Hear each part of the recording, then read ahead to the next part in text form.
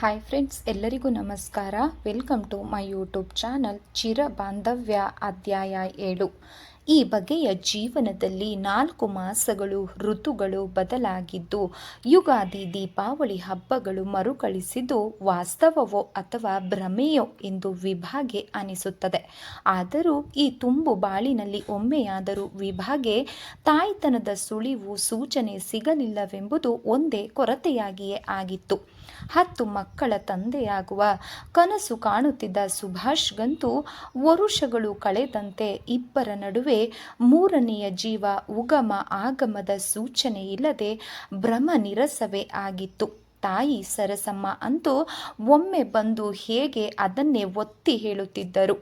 ಇತ್ತ ತಮ್ಮ ಒಬ್ಬನೇ ಮಗನ ಮನೆ ಬರಿದಾಗಿರುವುದನ್ನು ನೋಡಲಾಗದೆ ಕುಗ್ಗಿದ್ದರೂ ಸಹ ಆಕೆ ಹೇಳಿದ ವ್ರತ ಪೂಜೆ ಪುರಸ್ಕಾರಗಳೆಲ್ಲ ವಿಭಾ ಅತ್ತೆಯನ್ನು ನೋಯಿಸಬಾರದು ಎಂದು ಮಾಡಿ ಮುಗಿಸುತ್ತಿದ್ದಳು. ಆದರೂ ಸಹ ಫಲ ಮಾತ್ರ 0ಯೇ ಆಗಿರುತ್ತಿತ್ತು. ಇಬ್ಬರು ವೈದ್ಯರಲ್ಲಿ ಹೋಗಿ ವಿವರವಾದ ತಪಾಸಣೆಗೂ ಒಳಗಾದರು. 108 ಬಗೆಯ ಪರೀಕ್ಷೆಗಳು, ತಜ್ಞರ ಭೇಟಿ, ತಪಾಸಣೆಗಳು ನಡೆದು ಹೋದವು. ಆದರೆ ವಿಭಾಳಲ್ಲಿ ಯಾವುದೇ ಒಂದು ಕುಂದು ಕೊರತೆಯೂ ಇಲ್ಲದೆ ಆಕೆ ತಾಯಿಯಾಗಲು ಸಂಪೂರ್ಣ ಸಮರ್ಥಳೆಂದು ತಜ್ಞರು ಘೋಷಿಸಿದರು. ಹಾಗಾದರೆ ದೋಷ ನನ್ನಲ್ಲೇ ಇರುವುದೇ? ನನ್ನ ಮನೆಯಲ್ಲಿ ಮಕ್ಕಳು ಆಡುವ ಭಾಗ್ಯವೇ ಇಲ್ಲವೇ ಎಂದು ಸುಭಾಷ್ ಹತಾಶೆಯಿಂದ ಭೂಮಿಗಿಳಿದು ಹೋದ. ಅವನನ್ನು ವೈದ್ಯಕೀಯ ತಪಾಸಣೆಗಳು ಡಾಕ್ಟರ್ ಕೃಪಾಳು ತಮ್ಮ ವರದಿಯನ್ನು ಕೊಟ್ಟರು. ನಿಮ್ಮಲ್ಲಿ ವೀರ್ಯಾಣುಗಳ ಪ್ರಮಾಣ ತೀರಾ ಕಡಿಮೆ ಇರೋದ್ರಿಂದ ಮಕ್ಕಳಾಗುವಂತಹ ಸಾಧ್ಯತೆ ಇಲ್ಲ ಎಂದು ಹೇಳಿದಾಗ ಸುಭಾಷ್ಗೆ ಜೀವನದ ದಾರಿಯೇ ಅಂತ್ಯವಾಗಿ ಕಾಣಿಸತ್ತೆ. ಹಾಗಾದರೆ ನನ್ನಿಂದ ವಿಭಾಗೆ ತಾಯ್ತನದ ಭಾಗ್ಯವಿಲ್ಲದಾಯಿತೆಯೇ? ನನ್ನಿಂದಲೇ ಅವಳಿಗೆ ಅನ್ಯಾಯವಾಗಿ ಬಂಜೆತನದ ಪಟ್ಟವನ್ನು ಹೊರಬೇಕೇ? ಪುರುಷನಾದ ನನಗೆ ಮಗುವಿನ ಆಸೆ ಹಂಬಲ ಇಷ್ಟು ತೀಕ್ಷ್ಣವಾಗಿ ಇರಬೇಕಾದ್ರೆ ಹೆಣ್ಣಾದ ವಿಭಾಗೆ ಇನ್ನೆಷ್ಟು ತೀವ್ರ ಬಯಕೆ ನಿರಾಸೆ ಆಗಿರಬೇಕು? ಹಾಗಾದರೆ ಇದಕ್ಕೆ ಪರಿಹಾರವೇ ಇಲ್ವೇ ಡಾಕ್ಟರ್? ಸುಭಾಷ್ ಕುಗ್ಗಿದ ಧ್ವನಿಯಲ್ಲಿ ಕೇಳ್ತಾನೆ. ಡೋಂಟ್ ವರಿ ಸುಭಾಷ್, ಅಷ್ಟೊಂದು ನಿರಾಶನಾಗಬೇಡಿ.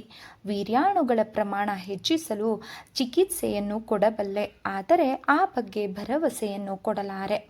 ಪ್ರಯತ್ನ ಮಾಡಿ ನೋಡೋಣ ಎಂದರು. ಒಂದು ವೇಳೆ ಫಲಕಾರಿಯಾಗದಿದ್ದರೆ ನಿಮ್ಮ ಪತ್ನಿಗೆ ಕೃತಕ ಗರ್ಭಧಾರಣೆಯನ್ನು ಮಾಡಿಸಬಹುದು. ಬೇಡ ಅಂತಂದರೆ ಯಾವುದಾದ್ರೂ ಒಂದು ಅನಾಥ ಮಗುವನ್ನು ಸಹ ನೀವು ದತ್ತು ತೆಗೆದುಕೊಳ್ಳಬಹುದು ಎಂದರು. ಸುಭಾಷ್ ಚಿಕಿತ್ಸೆಗೆ ಒಳಗಾದ. ಯಾವುದನ್ನು ಸಹ ಮುಚ್ಚಿಡದೆ ವಿಭಾಳಿಗೆ ಪ್ರತಿಯೊಂದನ್ನು ಸಹ ವರದಿ ಮಾಡಿದ್ದ. ಪ್ರಾಮಾಣಿಕವಾಗಿ ಎಲ್ಲ ವಿಧಿಯ ಆಟ. ನಾವು ಅವರ ಕೈಲಿ ಆಡುವ ಗೊಂಬೆಗಳು ಮಾತ್ರ. ನನಗೇನು ಬೇಸರವಿಲ್ಲ, ನೀವು ಸಮಾಧಾನವಾಗಿರಿ ಎಂದು ವಿಭಾ ಸಂತೈಸಿದಳು. ಆದರೂ ಅಯ್ಯೋ ವಿಧಿಯೇ, ಇಷ್ಟೆಲ್ಲ ಸದ್ಗುಣವನ್ನು ಧಾರೆ ಎರೆದ ಸುಭಾಷ್ನಲ್ಲಿ ಈ ಕಪ್ಪು ಚುಕ್ಕೆ ಒಂದನ್ನು ಯಾಕೆ ಇಟ್ಟಿದ್ದೀಯಾ? ಇನ್ನು ಏನೆಲ್ಲ ಆಟಗಳನ್ನು ಸಹ ಆಡಬೇಕೆಂದಿರುವೆ ನನ್ನ ಈ ಬಾಳಿನಲ್ಲಿ ಎಂದು ಬೇಜಾರು ಆದಳು. ಹಾಲುಗಲ್ಲದ ಹಸು ಕಂದನನ್ನು ಬಸುರಿನಲ್ಲಿ ಹೊತ್ತು ಲಾಲಿಸಿ ಪಾಲಿಸಿ ಮುದ್ದಿಸುವ ಭಾಗ್ಯ ಬಹುಶಃ ನನ್ನ ದೈವದಲ್ಲಿಲ್ಲ. ಆ ಕಠೋರ ಸತ್ಯ ಅವಳನ್ನು ಅಲುಗಾಡಿಸಿ ತಲ್ಲಣವಾಗಿಸಿತು. ವಿಧಿ ಈ ಪರಿಯಲ್ಲೂ ಸಹ ತನ್ನನ್ನು ವಂಚಿಸಬೇಕೆ? ಪ್ರೀತಿಸಿದಾತನನ್ನು ಕೈ ಹಿಡಿದು ಬಾಳುವ ಪುಣ್ಯ ಅಂತೂ ನನ್ನ ಹಣೆಯಲ್ಲಿ ಬರೆದಿಟ್ಟಿಲ್ಲ ಎಂದು ಗೋಗರೆದರೆ, ಇತ್ತ ಸುಭಾಷ್ ನನ್ನ ಹೆಂಡತಿಯಾದರೂ ತಾಯ್ತನದ ಸವಿಯನ್ನು ಉಣ್ಣುವ ಮಾತೃತ್ವದ ಅಮೃತ ತತ್ವವನ್ನು ಅನುಭವಿಸುವ ಸಹಜ ಸುಖದಿಂದಲೂ ವಂಚಿತಳಾಗಬೇಕೆ? ನಾನು ಏನು ತಪ್ಪು ಮಾಡಿದ್ದೆ ಎಂದು ಒಂದೇ ಸಮನೆ ಗೋಗರೆಯುತ್ತಿದ್ದನು. ಇದಕ್ಕೇನು ಪರಿಹಾರವೇ ಇಲ್ಲವೇ? ಮಕ್ಕಳಾಗದ ಮನೆಯೂ ಸಹ ಒಂದು ಮನೆಯೇ? ತಾಯಿಯಾಗದ ತಾನಾದರೂ ಸಹ ಒಂದು ಹೆಣ್ಣೆ? ಇಷ್ಟು ವರ್ಷದ ದಾಂಪತ್ಯದ ಬಳ್ಳಿಯಲ್ಲಿ ಒಂದು ಹೂವು ಅರಳದಿದ್ದರೆ, ಅರಳಲಾರದೆಂದಿದ್ದರೆ ಬನ್ನಿ ಮರವನ್ನು ಹಬ್ಬಿದ್ದಕ್ಕೆ ಸಾರ್ಥಕವಾದರೂ ಏನು? ವ್ಯರ್ಥವಲ್ಲವೇ? ವಿಭಾ ದಿನ ಕೊರಗಿ ಸುಸ್ತಾಗುತ್ತಿದ್ದಳು. ಸುಭಾಷನ ಚಿಕಿತ್ಸೆ ಫಲ ಕಾಣುವ ಸೂಚನೆಯೇ ಕಾಣಲಿಲ್ಲ. ತಮ್ಮ ವಂಶವೃಕ್ಷ ಮಗನ ತಲೆಗೆ ಮರುಟ ಸರುಟ ಹೋಗಬೇಕೆ? ಸರಸಮ್ಮ ಹಾಡಿ ಆಡಿ ಅಂಬಲಿಸುತ್ತಲೇ ಕರುಳಿನ ಬೇನೆಗೆ ಬಲಿಯಾದ್ರು. ಚಿಕ್ಕಂದಿನಲ್ಲೇ ತಂದೆಯನ್ನು ಕಳೆದುಕೊಂಡು ತಾಯಿಯನ್ನು ಮಮತೆಯ ಮಡಿಲಲ್ಲಿ ಆಡಿ ಬೆಳೆದಿದ್ದ ಹಾಗೆ ಅನಾಥ ಪ್ರಜ್ಞೆ ಕಾಡಿಸಿತು ಸುಭಾಷ್ಗೆ. ತಾಯಿಯ ಸಾವು ಆತನನ್ನು ದಿಕ್ಕೇರಿಸುವಂತೆ ಮಾಡಿತು. ತನ್ನನ್ನು ಮಗಳಿಗಿಂತಲೂ ಹೆಚ್ಚಾದ ಅಂತಃಕರಣದಿಂದ ನೋಡುತ್ತಿದ್ದ ಅತ್ತೆಯ ಸಾವಿನಿಂದ ವಿಭಾಗೂ ಸಹ ಸಾಕಷ್ಟು ಕಂಗಾಲಾಗಿ ಹೋಗಿದ್ಲು. ದೂರದ ವಿದೇಶದಲ್ಲಿದ್ದರೂ ತಮಗಾಗಿ ಒಂದು ಹಿರಿಯ ಜೀವ ಅಲ್ಲಿ ತುಡಿಯುತ್ತಿದೆ ಎಂಬ ಸಮಾಧಾನ ಆದರೂ ಇತ್ತು. ಈಗ ಅದನ್ನೂ ಸಹ ಕಳೆದುಕೊಂಡೆವಲ್ಲ ಎಂದು ತನ್ನ ವಿಧಿಯನ್ನು ಅಳಿದುಕೊಂಡಳು. ದಹನ ಕ್ರಿಯೆ ಶಿಕಾಗೋನಲ್ಲೇ ನಡೆದು ಹೋದರೂ ಸಹ ಸುಭಾಷ್ ಶಾಸ್ತ್ರೋಕ್ತವಾಗಿ ತಾಯಿಯ ಅಂತ್ಯಕ್ರಿಯೆ ಕರ್ಮಾಂತರಂಗಗಳನ್ನು ದೆಹಲಿಯಲ್ಲಿ ನಡೆಸಿ ಜನ್ಮವಿತ್ತ ಮಾತೃ ಋಣವನ್ನು ತೀರಿಸಿಕೊಂಡ. ಹುಟ್ಟೂರಿನಿಂದ ಹಡೆದಮ್ಮನ ಪತ್ರ ಬಂದಿತ್ತು. ಉಷಾ ನಿಶಾ ಇಬ್ಬರಿಗೂ ಲಗ್ನ ನಿಶ್ಚಯವಾಗಿದೆ. ಒಂದೇ ಚಪ್ಪರದಲ್ಲಿ ಒಂದೊಂದು ದಿನದ ಅಂತರದಲ್ಲಿ ಮದುವೆ ಇದೆ ಎಂದು. ನಿಮ್ಮಪ್ಪನಿಗೆ ಸರ್ಕಾರಿ ಸೇವೆಯಿಂದ ನಿವೃತ್ತಿಯಾಯಿತು. ಈಚೆಗೆ ನನ್ನ ಆರೋಗ್ಯ ಅಷ್ಟಕ್ಕಷ್ಟೇ. ಕಾಲು ಸೆಳೆತ, ಸೊಂಟ ನೋವು, ತಲೆ ಸಿಡಿತ ನನ್ನ ಜೀವವನ್ನು ಹಿಂಡುತ್ತಿದೆ. ನನ್ನ ಕೈಲಿ ಏನೂ ಸಾಗದು. ಮನೆಯ ಹಿರಿಯ ಮಗಳಾಗಿ ನೀನು ಅಳಿಯರೊಂದಿಗೆ ತಕ್ಷಣ ಬರಬೇಕು ಎಂದು ಬರೆದಿದ್ರು. ನರಸಿಂಹಯ್ಯನವರು ಸಹ ಕೊನೆಯಲ್ಲಿ 2 ಪಂಕ್ತಿಯನ್ನು ಗೀಚಿ ಮಗಳು ಅಳಿಯನನ್ನು ಜೋಡಿ ಮದುವೆಗೆ ಆಹ್ವಾನಿಸಿದ್ದರು. ಒಲ್ಲದವನಿಗೆ ತನ್ನನ್ನು ಬಲವಂತವಾಗಿ ಕಟ್ಟಿದರೆಂಬ ರೋಷದಲ್ಲಿ ವಿಭಾ ಮದುವೆಯಾದಾಗಿನಿಂದ ತವರಿನ ಕಡೆ ತಲೆ ಹಾಕಿರಲಿಲ್ಲ. ಆದರೆ ಈಗ ಸರಿದ ಕಾಲ, ಬದಲಾದ ಮನಸ್ಥಿತಿಯಿಂದಾಗಿ ವಿಭಾಳನ್ನು ಹುಟ್ಟೂರು, ಓದಿ ಆಡಿ ಬೆಳೆದ ಮನೆ, ಜನರ ವ್ಯಾಮೋಹ ಮತ್ತೆ ಕಾಡಿತು. ತವರಿನ ವ್ಯಾಮೋಹ ಸಹ ಮತ್ತೆ ಮತ್ತೆ ಪಾಶ ಹಾಕಿ ಸೆಳಿತಾ ಇತ್ತು.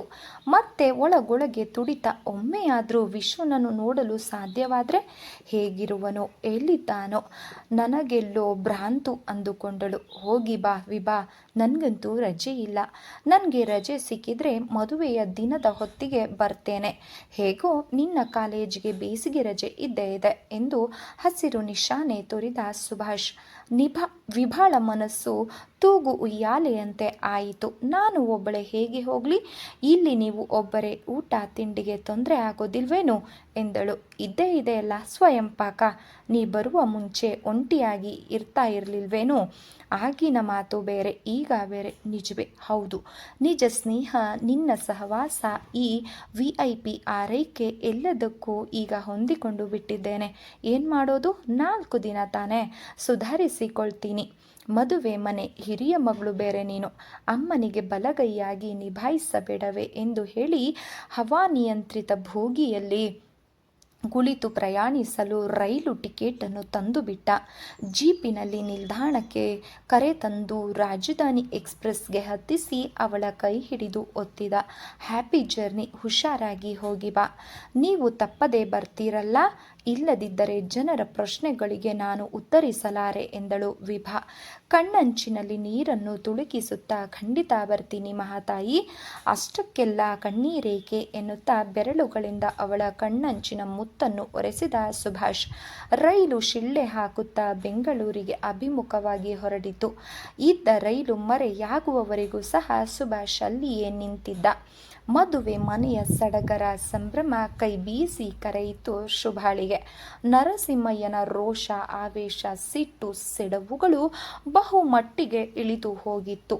ನಿವೃತ್ತ ಜೀವನ, ಸಾಂಸಾರಿಕ ಜವಾಬ್ದಾರಿಯ ಹೊರೆ ಆತನನ್ನು ಹಣ್ಣು ಮಾಡಿತ್ತು. ಸುಶೀಲಮ್ಮ ಅಂತೂ ಆಗ್ಲೇ 60ರ ಮುದುಕಿಯಂತೆ ಹಲ್ಲು ಬಿದ್ದು ತಲೆ ನೆರೆತು ಹಣ್ಣಾಗಿದ್ದರು. ಸದಾ ಆಯಾಸ, ಬಳಲಿಕೆ, ನಿಶಕ್ತಿ ಎಂದು ಸದಾ ತೂರಾಡ್ತಾ ಇದ್ರು.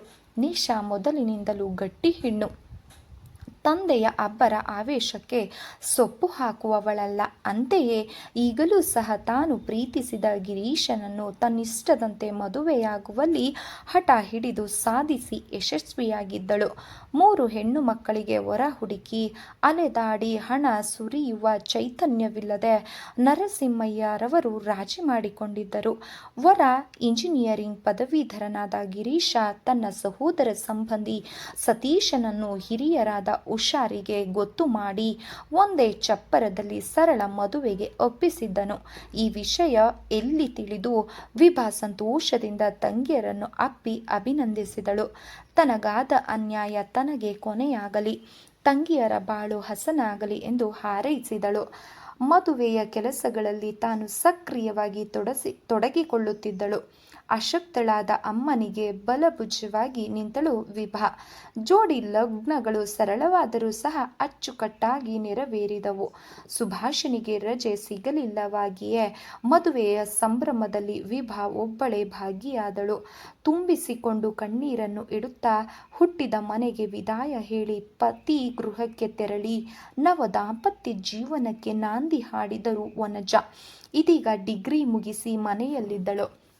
ನಿಮ್ಮದೆಲ್ಲ ಒಂದು ದಾರಿಯಾಯಿತು, ಇನ್ನು ಇವಳದು ಹೇಗಾಗುತ್ತದೋ ಎಂದು ಸುಶೀಲಮ್ಮ ಕಣ್ಣೀರು ಹಾಕಿದರು. ನಮ್ಮ ವನಜ ತುಂಬ ಅದೃಷ್ಟವಂತೆ ಅಮ್ಮ, ನಮ್ಮೆಲ್ಲರಿಗಿಂತಲೂ ಜೋರಾಗಿಯೇ ಇರ್ತಾಳೆ ಬಿಡಮ್ಮ ಎಂದು ವಿಭಾ ಸಮಾಧಾನಿಸುತ್ತಿದ್ದಳು. ಅನಸೂಯಾಳ ಹೆತ್ತವರು ಸಹ ನಿವೃತ್ತ ಜೀವನ ನಡೆಸಲು ಮರಳಿ ಸ್ವಗೃಹಕ್ಕೆ ಬಂದು ಸೇರಿದ್ರು. ಬೆಂಗಳೂರಿನಲ್ಲಿ ತಳ ಊರಿದ್ದಳು ಅನಸೂಯ. ಅವಳು ಈಗ 2 ಮುದ್ದು ಮಕ್ಕಳ ತಾಯಿ. ತವರಿಗೆ ಆಗಾಗ ಬಂದು ಹೋಗುವ ಅತಿಥಿ ಅನಸೂಯಾಳನ್ನು ವಿಭಾ ಏಕಾಂತದಲ್ಲಿ ಭೇಟಿಯಾಗಿದ್ದಳು. ಅವಳ ಮಕ್ಕಳನ್ನು ಬರಸೆಳೆದು ಮುದ್ದಾಡಿದ್ದಳು. ಆಕೆಯ ಕಣ್ಣುಗಳು ತೇವವಾಗಿದ್ದವು. ಹೇಗಿದ್ದೀಯಾ ವಿಭಾ? ನೋಡು ಹೇಗಿದ್ದೀನಿ, ಯಾವ ಕಾಲವಾಯಿತು ನಿನ್ನನ್ನು ನೋಡಿ. ಅನಸೂಯ ಗೆಳತಿಯ ಕೈ ಹಿಡಿದು ಕಂಬನಿ ಸುರಿಸಿದಳು. ಅನಸೂಯಾಳ ಗಂಡ BLE ಕಾರ್ಖಾನೆಯಲ್ಲಿ ತಂತ್ರಜ್ಞನಾಗಿದ್ದ. ರಾಜಾಜಿನಗರದಲ್ಲಿ ಬಾಡಿಗೆ ಮನೆ. 2 ಮಕ್ಕಳ ತಂದೆಯಾದರೂ ಇನ್ನು ಅಮ್ಮನ ಸೆರಗಿಗೆ ಅಂಟಿಕೊಂಡಿರುವ ಮಾತೃಭಕ್ತ. ಮಹೇಶನಿಗೆ ಮದುವೆ ಇಲ್ಲದ ಒಬ್ಬ ಅಕ್ಕ, ಒಬ್ಬಳು ತಂಗಿ ಇದ್ದರು. ಅನಸೂಯಾಳು ಸಹ ಬ್ಯಾಂಕಿನಲ್ಲಿ ದುಡಿಯುತ್ತಾ ಸಂಸಾರದ ಜವಾಬ್ದಾರಿಯನ್ನು ಹೊತ್ತಿದ್ದಾಳೆ.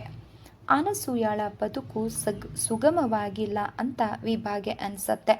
ವಿಭಾಗೆ ಯಾಕೋ ಜೀವನ ಅಂದ್ರೇನೆ ಸಮಸ್ಯೆಗಳ ಸಂಕಷ್ಟಗಳ ಸರಮಾಲೆ ಅನ್ಸತ್ತೆ. ವಿಭಾ, ನಾನಂತೂ ಮನೆಯಲ್ಲಿ ಬ್ಯಾಂಕಿನಲ್ಲಿ 2 ಕಡೆ ದುಡಿಯೋ ಯಂತ್ರ ಆಗ್ಬಿಟ್ಟಿದ್ದೀನಿ ಕಣೆ. ಇಷ್ಟಾದ್ರೂ ಅತ್ತಿಗೆ ನಾದಿಯರ ಕಾಟ, ವ್ಯಂಗ್ಯ ಮಾತುಗಳು ತಪ್ಪೋದಿಲ್ಲ. ಅನಸೂಯಾಳು ಅತ್ತು ಹಗುರವಾದಳು. ಗೆಳತಿಯನ್ನು ಸಂತೈಸುತ್ತಿದ್ದಳು.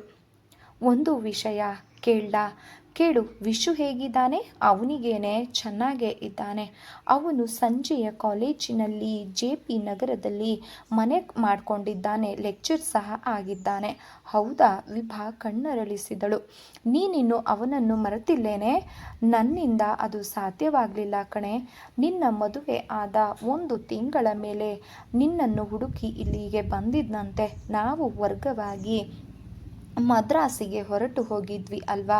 ನೀನು ಮದುವೆಯಾಗಿ ಡೆಲ್ಲಿಗೆ ಹೊರಟು ಹೋದ ವಿಷಯ ಹೇಗೋ ತಿಳಿದುಕೊಂಡು ಹತಾಶೆಯಿಂದ ವಾಪಸ್ಸು ಹಳ್ಳಿಗೆ ಹೊರಟು ಹೋದನಂತೆ. ಈಗ ಅವನು ಮದುವೆ ಮಾಡಿಕೊಂಡಿದ್ದಾನೆ. ಯಾರೋ ಶ್ರೀಮಂತರ ಸಂಬಂಧ. ಕನಕಪುರದಲ್ಲಿ ಫಾರಂ, ಗದ್ದೆ, ತೆಂಗಿನ ತೋಟ, ತುಂಬ ಆಸ್ತಿವಂತರಂತೆ. ಆದರೆ ಅವನ ಹೆಂಡತಿಯದ್ದೇನೋ ಪ್ರಾಬ್ಲಮ್ ಇದೆ ಅನ್ಸತ್ ಕಣೆ. ಮಾನಸಿಕವಾಗಿ ರೋಗಿ ಅಂತ ಕೇಳಿದ್ದೆ. ಒಟ್ನಲ್ಲಿ ವಿಶ್ವ ಸಂತೋಷವಾಗಿರೋ ಹಾಗೆ ಕಾಣಿಸಲಿಲ್ಲ ವಿಭಾಗೆ. ಅನಸೂಯ ವಿಶ್ವಾಸನ ಬಗ್ಗೆ ಹೇಳುತ್ತಿದ್ದರೆ ವಿಭಾ ಮಂತ್ರಮುಗ್ಧಳಾಗಿ ಕೇಳಿಸಿಕೊಳ್ಳುತ್ತಿದ್ದಳು. ವಿಭಾಳಲ್ಲಿ ಸಾಕಷ್ಟು ದ್ವಂದ್ವಗಳು ಆರಂಭವಾದವು. ವಿಶು ಇಲ್ಲೇ ಇರುವನೆ? ಹಾಗಿದ್ರೆ ಅವನನ್ನು ಒಮ್ಮೆ ನೋಡಿ ಮಾತಾಡಿಸ್ಲೆ, ಹೊರಟು ಬಿಡಲೆ ಎಂದುಕೊಂಡಳು. ಇನ್ನೇನು ದೆಹಲಿಗೆ ಹೊರಡುವ ದಿನವೂ ಸಹ ಹತ್ತಿರ ಆಗ್ತಿದೆ ಅಲ್ವಾ? ಬೇಡ, ಆಗೊಮ್ಮೆ ಅವನಿಗೆ ಆಘಾತ ಮಾಡಿದ್ದೇ ಸಾಕು. ಈಗ ಹೇಗೂ ಶಾಂತವಾಗಿರುವ ಅವನ ಜೀವನದಲ್ಲಿ ನಿನ್ನ ಪ್ರವೇಶ. ಹಾಗಿದ್ದರೇನು? ನಾನೇನು ವಿಶ್ವಾಸನ ದಾಂಪತ್ಯ ಜೀವನಕ್ಕೆ ಧೂಮಕೇತು ಆಗಿದ್ದೇನೆಯೇ? ಈಗ ನನ್ನಲ್ಲಿ ಯಾವ ಬಗೆಯ ದೈಹಿಕ ಆಕರ್ಷಣೆಯ ಬಯಕೆಗಳು ಉಳಿದಿಲ್ಲ. ಆತ ಕೇವಲ ನನ್ನ ಸ್ನೇಹಿತ. ಈಗ ಆತ್ಮೀಯಳಂತೆ ಅವನ ಮುಖ ನೋಡಿ 4 ಹಿತನುಡಿಗಳನ್ನಾಡಿ ಮಾತನಾಡಿದರೆ ನನ್ನ ಪಾತಿವ್ರತ್ಯಕ್ಕೇನು ಕುಂದು ಬರೋದಿಲ್ಲ. ಯೋಚಿಸು. ಹಾಗೆ ಮಾಡಿ ಈಗ ಪ್ರಶಾಂತವಾಗಿರುವ ನಿನ್ನ ಮನಸ್ಸಿಗೆ ನೀನೇ ಕಲ್ಲೆಸೆದು ಮತ್ತೆ ಕಲ್ಲೋಲವಾಗಿಸಿ ಕಲಕಿ ಅಶಾಂತಿಯ ತೆರೆ ಎಬ್ಬಿಸುವೆಯಾ? ಸುಮ್ಮನೆ ಹೋಗಿಬಿಡು. ಆ ಬಡಪಾಯಿ ಹೇಗಾದರೂ ಬದುಕಿಕೊಳ್ಳಲಿ. ಯೋಚಿಸತೊಡಗಿದಷ್ಟು ವಿಶ್ವಾಸನ ನೋಡುವ, ಕಾಣುವ ಅದಮ್ಯ ಹೆಚ್ಚಿಸಿತು. ಹೀಗೆ ಮೀನಾವೇಶ ಎಣಿಸುತ್ತಿರುವಾಗಲೇ ಸುಭಾಷನ ಸಂದೇಶ ತಲುಪಿತು. ನನಗೆ ಬೆಂಗಳೂರಿನ ಶಾಖೆಗೆ ವರ್ಗವಾಗಿದೆ. ನೀನು ಅಲ್ಲೇ ಇರು. ನಾನು ಮನೆ ಖಾಲಿ ಮಾಡಿ ಸರಕು ಸರಂಜಾಮುಗಳ ಸಮೇತ ಸಾಗಿಸಿಕೊಂಡು ಮತ್ತೊಂದೆರಡು ವಾರದಲ್ಲಿ ಅಲ್ಲೇ ಬಂದು ಬಿಡ್ತೀನಿ ಎಂದು ಬರೆದಿದ್ದ ಸುಭಾಷ್. ವಿಭಾ ನಲಿದಾಡುವಂತೆ ಹೃದಯದಲ್ಲಿ, ದೇವ್ರೇ, ಇದೇನು ನಿನ್ನ ಲೀಲೆ? ಕುಣಿಸುವ ಸೂತ್ರಧಾರನು ನೀನೇ, ನೀ ಕುಣಿಸಿದಂತೆ ಕುಣಿಯುವ ಸೂತ್ರದ ಗೊಂಬೆಗಳು ನಾವು ಎಂದು ಭಗವಂತನ ಕರುಣೆಯನ್ನು ಕೊಂಡಾಡಿದಳು. ತಾನು ಕೆಲಸ ಮಾಡುವ ದೆಹಲಿಯ ಕಾಲೇಜಿಗೆ ರಾಜೀನಾಮೆ ಕಳುಹಿಸಿದ್ದೂ ಆಯಿತು. ಅಲ್ಲಿ ಪಾಠ ಹೇಳಿದ 4 ವರ್ಷದ ಅನುಭವ ಹರಳುಗಟ್ಟಿತ್ತು ಆಕೆಗೆ. ಹತ್ತಿರದ ಕಾಲೇಜೊಂದರಲ್ಲಿ ಅರೆ ಕಾಲಿಕವಾಗಿ ಆದರೂ ಸಹ ಸರಿ ಮನಃಶಾಂತಿಗಾಗಿ ಇರಲಿ ಎಂದು ಉಪನ್ಯಾಸಕಿ ಪದವಿಯನ್ನು ಆರಂಭಿಸಿದ್ಲು. ಸಂಜೆಯ ಕಾಲೇಜಿನಲ್ಲಿ ರಜ್ಯಶಾಸ್ತ್ರದ ಅಧ್ಯಾಪಕಿ ಒಬ್ಬಾಕೆ ಹೆರಿಗೆಯ ರಜೆಗೆ ಹೋಗಿರೋದು ತಿಳಿದು ತನ್ನ ಎಲ್ಲ ಡಾಕ್ಯುಮೆಂಟ್ಗಳನ್ನು ಹೊತ್ತುಕೊಂಡು ಸಂಜೆಯ ಕಾಲೇಜ್ ಒಂದನ್ನು ಬಲಗಾಲಿಟ್ಟು ಪ್ರವೇಶಿಸಿದಳು. ಅವಳ ಮುಂದೆ ಮಾರುತಿ ಕಾರಿನಲ್ಲಿ ಒಂದು ವಾಹನ ನಿಲುಗಡೆಯಲ್ಲಿ ವಾಹನ ನಿಲ್ಲಿಸಿ ಇಳಿಯತೊಡಗಿದ್ದ ವಿಭಾಳ ಆರಾಧ್ಯ ದೈವ ವಿಶ್ವಾಸ್. ಆದರೆ ಅವನು ವಿಶ್ವಾಸ್ನೇ ಹೌದೇ ಎನಿಸುವಂತೆ ಬದಲಾಗಿದ್ದ ಹಾಲು ತಲೆ, ಕೂದಲು ಉದುರಿ ತೆಳುವಾಗಿ, ಕಣ್ಣುಗಳಿಗೆ ಕನ್ನಡಕದ ತೆರೆ ಆವರಿಸಿತ್ತು. ಹಣೆಯ ಮೇಲೆ ಆಗಲೇ ಗೆರೆಗಳು ಮೂಡಿತ್ತು. ಕನ್ನಡಕದ ಹಿಂದಿನ ಕಂಗಳಲ್ಲಿ ಎಂದೂ ತೀರದ ವಿಶೇಷತೆ, ಬಲಿಷ್ಠವಾದ ದೃಢಕಾಯ ಸೊರಗಿ ಕೃಶವಾಗಿದ್ದ ವಿಶ್ವಾಸ್ ಇವನು ವಿಶ್ವಾಸನೆ ಒಪ್ಪಿಕೊಳ್ಳಲೇ ಸಾಧ್ಯವಾಗುತ್ತಿಲ್ವಲ್ಲ. ಆದರೂ ಕಣ್ಣು ಅರಿಯದೋಯಿತಾದರೂ ಕರುಳು ಅರಿಯದೆ ಎಂಬಂತೆ ಸ್ಪಷ್ಟತೆಯನ್ನು ಗುರುತಿಸಿತು.